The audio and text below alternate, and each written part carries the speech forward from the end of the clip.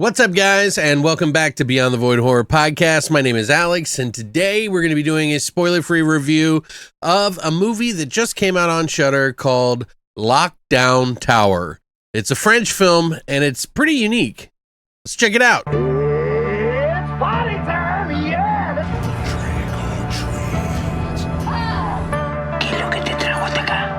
These evil people have just got to be stopped. It's Voidtober! So I didn't know anything about this film, and I actually decided to just read the description and then was like, yeah, I'm going to watch that. So essentially, this story is about an apartment tower in France where a bunch of people wake up in the morning to find out that their building is surrounded by some sort of black, opaque fog that is obstructing the doors and the windows. It's almost like the essence of nothingness is outside of this door. It's a strange, very dark black fog that devours anything that comes into contact with it. After a while, the trapped residents of this building, of course, go from concerned about the mist into survival, and then eventually become prisoners of their own home, succumbing to their most basic instincts of humanity in some pretty dire situations. Now, this is a story that is directed by and written by Guillaume Niclou, who is a French director who has done a lot of really dramatic pieces. He's even done some Gerard Depardieu comedies and just about everything. I've never seen any of his films, but I can tell you that from his catalog, he focuses mainly on characters and humanity and people, and he finds interest in the stories of people. So this is very drama-centric for a horror film. It is genre, but it is much more of a genre drama horror. So it's horror at the end, and this is sort of what happens when you put a bunch of people in a prison system, essentially. I was immediately swept up into this movie's tension and atmosphere, like within 2 minutes. And that's saying something for a movie, because most movies can't even do that for an entire feature film, let alone 3 minutes into the feature film. This is a masterclass in like how people react. I watch movies a lot, and I notice that a lot of times you'll see like movies that are trying to be serious, but then they don't act very serious, and the way that humans react is just so weird and odd. And sometimes, you know, that's kind of fun for a movie, like to just be different and like unique and just have people act differently than we normally perceive human beings. But this one really soaks you in the direness of what happens to humanity when it gets put in a situation that's inescapable, and like how we treat each other. It's a very bleak,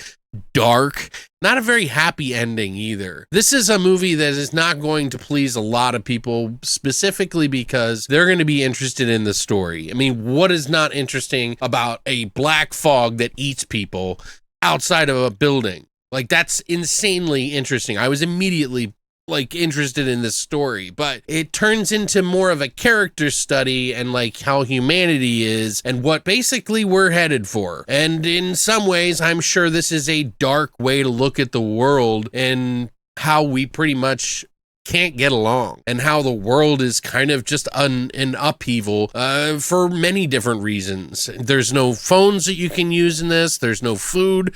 Water's shut off. I mean, like, everything is falling apart. People start resorting to some pretty fucked up stuff. It's not pretty, and it's a very harrowing tale. It goes from excitement to, oh my God, what are they going to do? To bleak to just accepting fate. And this movie does not have an ending that's going to please people on a story level. But for those who can kind of look at life in this weird, bleak way, it might actually please you. It's not a movie that's going to answer a lot of questions by the end. And yes, I understand that sometimes even I have had issues with movies like, for example, the movie The Witch. I have to bow to how well it was shot, to how well it was acted, the overall atmosphere of the movie. But the ending really didn't satiate me, and I found that, you know, I wanted it to go more places than it did. This is kind of one of those movies, but I feel like I got more from this story throughout the fucking journey than I did in that movie in particular. But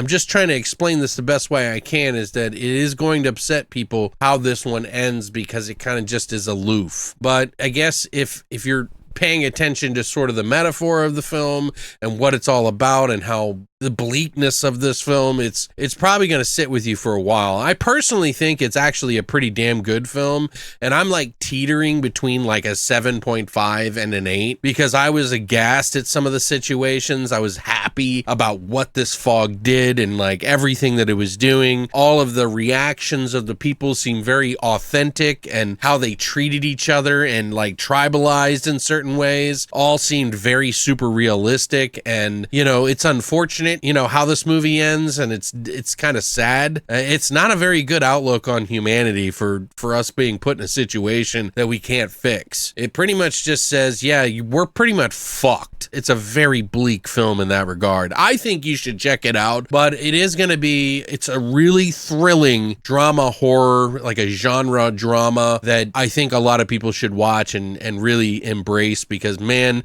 was I gripped to the fucking television for most of this film. Yes, it ends in a way that are not going to please everybody, but I still think it deserves a lot of credit, because I've seen so many movies that couldn't even get an atmosphere whatsoever. So yes, clearly not a movie for everybody. Is it going to make some people happy? And well, happy.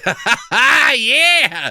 And this isn't going to make anybody happy, but I think it will make people impressed with what you can do on a small budget and a really slick idea, and then try to follow the ends to where they go, because I feel like this story was written very linear, or like it just feels very authentic.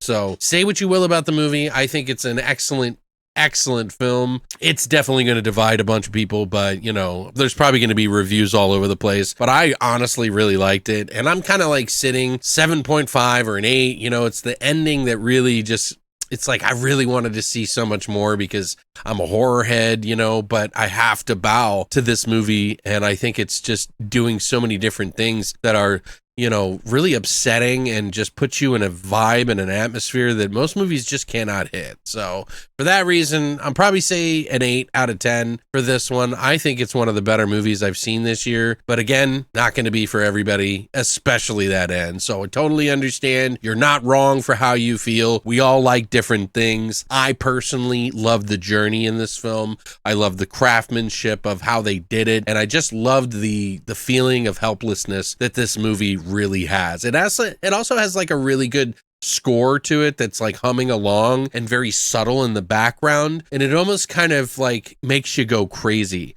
There's some moments in this film where there's things that are going on like adjacent from the story that you're focusing on at that moment that really intrude on the other scenes. And that is like very genius work when it comes to building this sort of vibe and atmosphere. There's something to be said about this, man. Like, I wish that the story would have gone somewhere more than where it did. But again, it seems like they were focused on the metaphor and the helplessness of it, and just kind of like where it, you know, this is what's stuck in their brain. And I have to give them credit. It's a damn good ride. So I don't know. I would love to hear what you guys think. I'm sure a lot of you guys are going to be like, what the fuck, Alex? Why did you make me watch this? This is boring as shit or whatever. Christina tapped the fuck out. Like, she was really into it for the first 40 minutes. But after that, she was just like, I'm done. And I think it was because there was some dog stuff in it. They didn't show anything, but, you know, it's just one of those things that's kind of a dark subject matter. But yeah, I would love to hear what you guys think in the comment section down below. If you've watched it, let's sound off. I mean, you really can't ruin the movie. There's so many things going on. So I would love to hear what you think in the comments down below. This is part of Shudder's Fear Fest that they're doing for the month of October. So it is one of the many films that we're going to be seeing. You can check it out now if you have Shudder or AMC Plus, I'm assuming. It's probably on both. If you enjoyed this video, please hit the like and subscribe button, and also the little bell notification to let you know when I got a new video, because we're doing Toronto After Dark Film Festival. We got a lot of movies that we're going to be doing. I've got 2 reviews right now that I'm waiting to drop right now. I just need to edit them, and I've got the energy, so keep an eye out and make sure you like every video so we can get these algorithms pumping. But thanks for coming by, and as always, long live the void.